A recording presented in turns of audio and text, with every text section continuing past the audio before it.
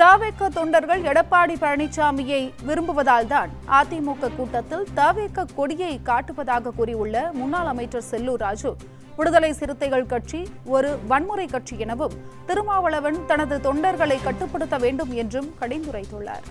பொதுச் செயலாளர் கலந்து கொண்ட மீட்டிங் ஈரோட்டில் கலந்துருக்கார், பொதுக்கூட்டத்தில் கலந்துக்கிறாங்க.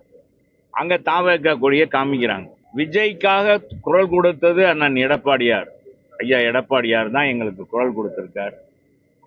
யாருமே எந்த அரசியல் தலைவரும் எங்களுக்கு குரல் கொடுக்குற, எங்களுக்கு குரல் கொடுத்து எங்களுடைய சூழ்நிலையை எடுத்து சொன்னவர் அவர் தான்.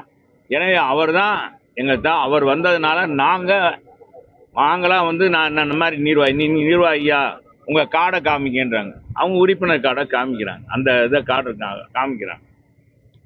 இதுக்கு பிறகு நீங்க கேள்வி கேட்கலாமா? பிள்ளையார் சொல்லி அப்படி இல்லை. அத அவங்க தொண்டர்கள் விரும்புறாங்க, தொண்டர்கள் பொதுச் செயலாளரை விரும்புறாங்க.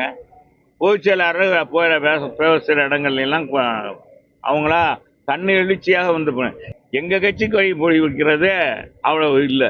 அதுல அடுத்த கட்சி கொடியை போய் பிடிச்சி ஆட்டுவாமா? இது என்னங்க தேவையில்லாத கேட்டு இதெல்லாம் எங்களை கோவப்படுத்தாங்கப்பா. அது வன்முறை கட்சிங்க, அது வன்முறை இயக்கத்தோட சேர்ந்துட்டார் அவரு. சகோதரர் திருமாவளவன் நல்லா தான் இருந்தார், சமீப காலமாக இது மாறிட்டாரு. ஆனாலும் ஒரு கட்டுக்கோப்பு வேணுன்றது தான் அவரு விஜய் சொல்ற, விஜய் கட்சிக்காரங்கள கட்டுக்கோப்பு வேணும் அதுன்னு சொல்றாரு.